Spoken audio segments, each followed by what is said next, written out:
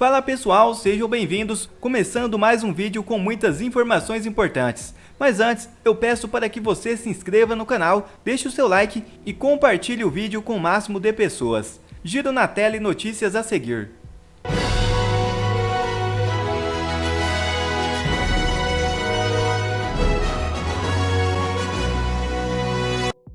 Parecer paralelo à CPMI é apresentado e Mira G. Dias e Flávio Dino. O senador Isalci Lucas comunicou nesta segunda-feira que apresentou oficialmente o voto em separado referente à Comissão Parlamentar Mista de Inquérito do 8 de janeiro. Segundo o senador, o foco do parecer é apontar que o governo federal poderia ter evitado a invasão da sede dos três poderes. Veja o vídeo.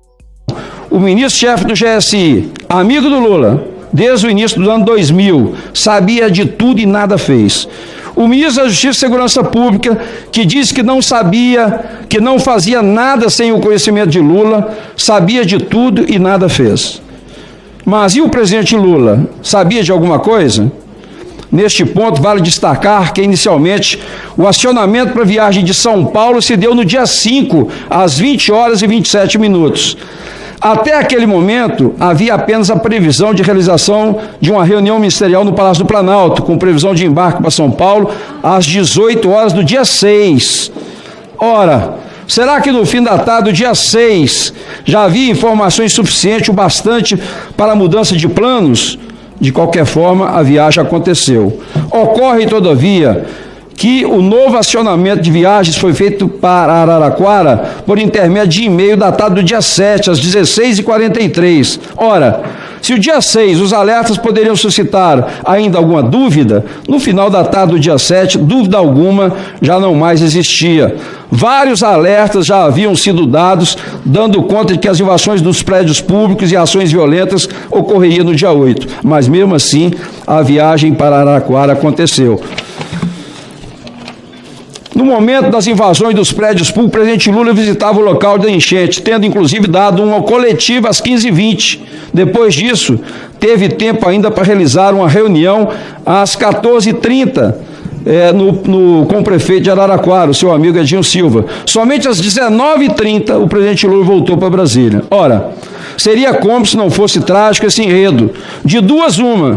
Ou os auxiliares do presidente Lula, o ministro da Justiça Flávio Dino e o ministro do GSI Gonçalves Dias, foram completamente incompetentes e negligentes, pois sabiam de tudo e nada repassaram informações de tamanha importância ao presidente da República, ou o presidente Lula também sabia de tudo e preferiu não fazer nada com seus subordinados, ou seja, deixar acontecer os atos de vandalismo, muito provavelmente em razão dos benefícios políticos, essa narrativa que foi feita do golpe. E faço aqui então, presidente, um encaminhamento ao Ministério Público, com base no parágrafo 3º do artigo 58 da Constituição Federal. As evidências fáticas e jurídicas coletadas no âmbito da CPMI submete-se ao Ministério Público Federal o presente relatório, instrução e parecer, a fim que se promova a responsabilização civil e criminal dos envolvidos e adote as medidas legais pertinentes, seja por meio de oferecimento de denúncia, instalação de procedimento investigativo criminal, requisição de inquérito policial ou pela instalação de um procedimento preparatório em relação a Flávio Dino de Castro Costa e Marco Edson Gonçalves Dias, por omissão imprópria, abolição, prevaricação, obstrução da justiça e fraude processual, obstrução da justiça e por favorecimento pessoal ou real, falsificação de documento, no caso do Edson Dias, e também falsos testemunhos, desobediência, o Código Penal, improbidade administrativa, a Lei 14.230, e também crime de responsabilidade. Em função do tempo, eu só quero, depois de demonstrar tudo isso, ressalvar aqui que eu li agora o relatório da relatora. Ela diz assim com relação a G. Dias: assim, ausente o dolo na conduta de Gonçalves Dias, não vislumbramos possibilidade de responsabilidade do agente pelos referidos delitos. Está na página 847 do relatório da relatora, o que dá realmente uma total descrédito ao relatório. Um voto em separado, não apenas pela parcialidade da relatora, desde o primeiro dia, mas principalmente pelo viés de suspeição que foi adotado durante a condução dessa apuração. Uma investigação, ela se inicia pela análise dos fatos. Depois se busca a existência ou não de crimes, para, ao final, se apontar quem são autores de crimes. A relatora não fez nada disso. Ela elegeu culpados, presidente Jair Messias Bolsonaro e quem estava à sua volta, para iniciar investigações aleatórias e nexos impossíveis. Tudo com o objetivo de criar fato político, desvirtuar e esconder o que realmente aconteceu no 8 de janeiro. Se o governo PT seria a vítima de um golpe, por que eles sempre foram contra as investigações? Lula, desde o começo, colocou sigilo das imagens, depois fez de tudo contra a CPMI. Tudo isso está no relatório, senhor presidente, isso é uma apresentação. E depois, o senhor Flávio Dino sumiu com as provas. Todos eles tiveram conhecimento prévio das ameaças que aconteceriam aqui de invasão e quebradeira. Deixaram míseros 1000 vândalos entrar e quebrar tudo e não fizeram nada. Essa CPMI também não adentrou na questão importante que nós queríamos de individualizar as condutas desses vândalos para responsabilizá-los. No local mais importante da República, onde há câmeras por todos os lados, a CPMI fez igual à Justiça. Juntou vândalos no mesmo bolo que manifestantes que não quebraram nada. Tudo para incriminar a direita. Em janeiro, senhor presidente, eles chegaram a chamar os brasileiros, cidadãos, de terroristas, só por serem de oposição. Agora, assassinos, sequestradores, estupradores do Hamas, eles não conseguiram chamar. Está sendo colocado no parlamento a mesma estratégia de calar a voz do povo. Eu estou relatando, porque eu não posso ler toda uma introdução histórica, como nós colocamos, então eu tenho que relatar a todos aqui a nossa apresentação. Isso é um resumo. O que nós estamos vivendo, com toda certeza, é um autoritarismo com viés sob o manto ilusório, mentiroso, de defesa da democracia. Então, o nosso relatório traz aqui a verdade, é um voto em separado, que é a verdade, através de fatos, fundamentos e de provas. Nós dividimos o nosso relatório da seguinte forma: a instalação da CPMI, a distinção de manifestações democráticas, do que seria golpe de Estado, e do que realmente foi quebradeira e vandalismo. O conhecimento prévio das ameaças pelo governo federal, as prisões e decisões judiciais arbitrárias, as ações, omissões, obstruções e os respectivos indiciamentos para serem levados à persecução penal. E aí concluímos com propostas legislativas, dentre elas, que possam possibilitar que CPIs sejam verdadeiramente instrumentos de investigação e da minoria. E revisão de dispositivos, principalmente criminais, que estão sendo utilizados arbitrariamente pelo Judiciário. E já outra notícia na tela. Estados Unidos colocam soldados a postos para mobilização no Oriente. Informação consta em comunicado divulgado nesta terça-feira. Em resposta à escalada do conflito entre Israel e o grupo terrorista Hamas na faixa de Gaza, o secretário de Defesa dos Estados Unidos, Lloyd Austin, ordenou a preparação de 2.000 soldados e várias unidades com capacidade para uma rápida mobilização caso seja necessário. A informação foi divulgada em um comunicado do Pentágono nesta terça-feira. Em excelente análise, o maior jurista do Brasil, Dr. Ives Granda, lembra as ligações de amizade de Lula com ditadores e a ligação do seu conselheiro especial internacional, Celso Amorim, com o grupo terrorista Hamas. Ives Granda também cita a presença de integrantes do Hamas na posse do presidente Lula em janeiro. Veja o vídeo. O presidente Lula tem declarado que houve atos terroristas e, entretanto, ele não considera o grupo Hamas como terrorista, nega-se a chamá-lo de terrorista. É interessante o seguinte: o presidente Lula Vamos admitir que alguém entre numa escola e assassine pessoas. E todos veem o assassino. Perante a justiça, os assassinados tiveram um assassino. Como é que se chama aquele que assassinou se não um assassino? Como é que é possível assassinato sem assassino, ou atos terroristas sem terroristas, apesar de ver os terroristas aplicando os atos terroristas?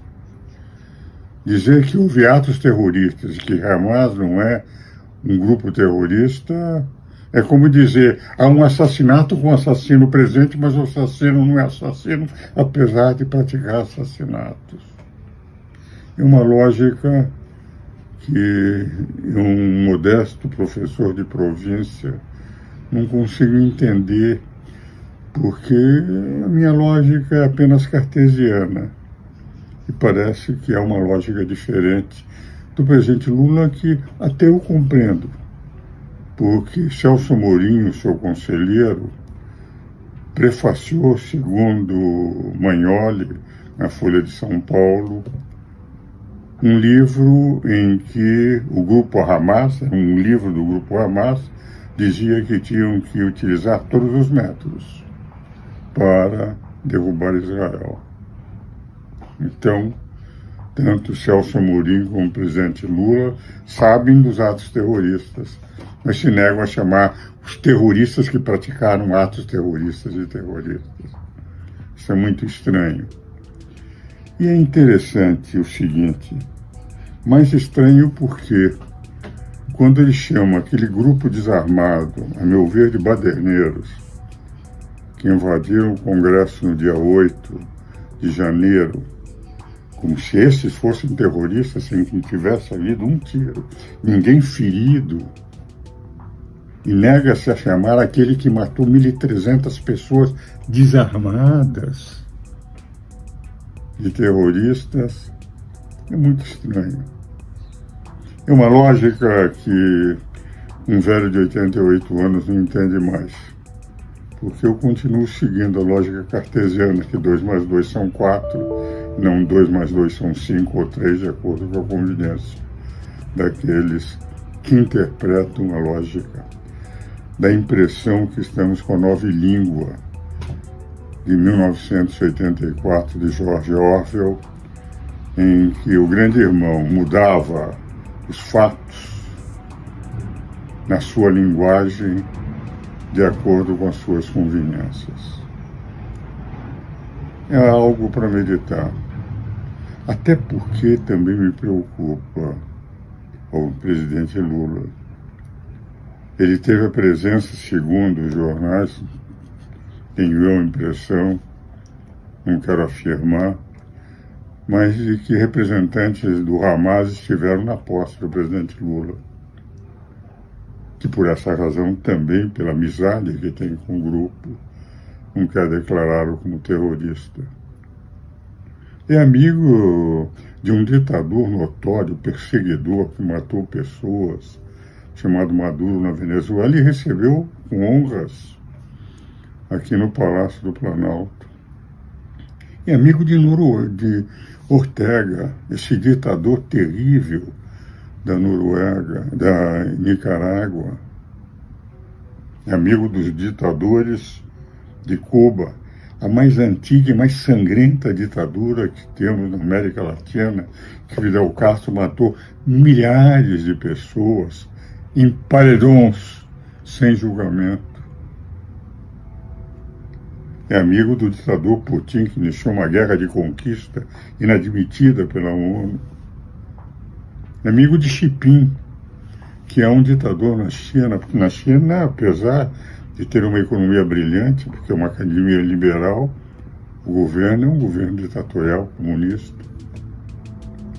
É amigo dos ditadores do Irã. E mais do que isto, nessa amizade, enfim, ataca governos que muitas vezes, enfim, podem ter essa ou aquela linha, mas são escolhidos pelo povo. Então, no plano internacional, as suas grandes amizades são com ditadores. E fala numa democracia no Brasil em que chama de baderneiros, que não tinham nenhuma arma para dar golpe de Estado no dia 8, de golpistas e terroristas no começo. Hoje já não usa mais o termo terrorista, que se utilizasse teria que aplicar o inciso 43 do artigo 5º da Constituição, em que os omissos, aqueles que não tomaram as cautelas que o governo de São Paulo tomou desde 6 de janeiro para evitar as badernas, teriam idêntica responsabilidade pela Constituição. Tudo isso me preocupa.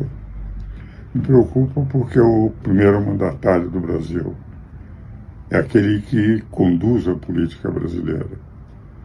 É aquele que, no seu primeiro governo, foi pragmático. Conversava com todas as correntes e conseguia ter o país em harmonia. E que agora, ideologicamente, divide o país.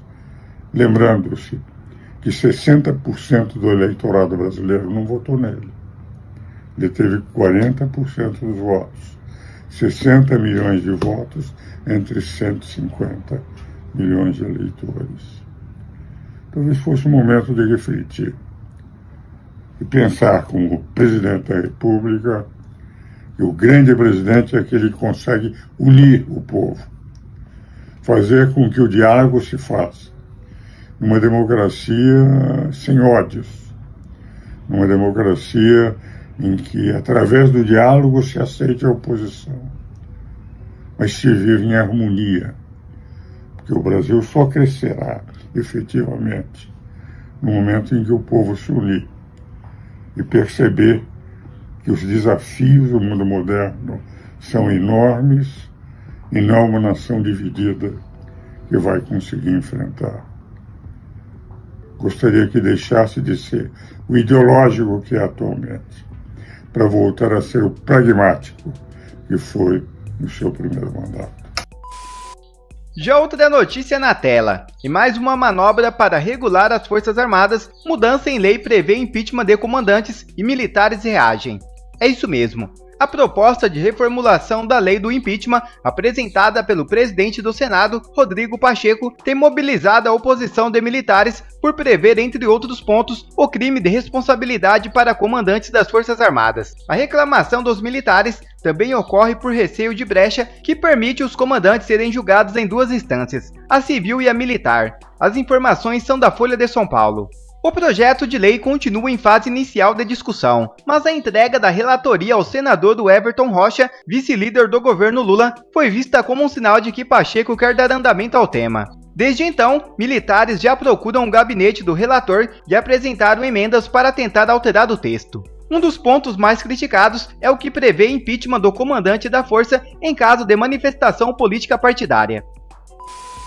E já outra notícia na tela. Urgente. Greta é presa. Informações que acabam de surgir dão conta que a ativista Greta acaba de ser presa pela polícia em Londres. O fato ocorreu após ela participar de um ato contra empresas de petróleo e gás no centro da cidade. Essa não é a primeira vez que Greta é detida. Ela já foi presa pela polícia ou retirada de protestos na Suécia, Noruega e Alemanha. Confira o momento da prisão.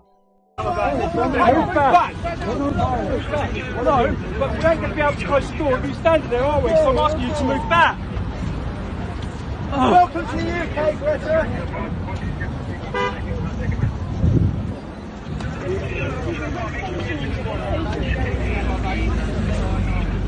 Guys, please move back. Thank you, Greta. Thank you, Greta. Bom, quer receber mais conteúdos como esse? Então inscreva-se agora mesmo no canal, deixe o seu like e compartilhe o vídeo com o máximo de pessoas. Assim você vai estar me ajudando demais. Fico por aqui, um forte abraço e que Deus abençoe a todos. Brasil acima de tudo e Deus acima de todos.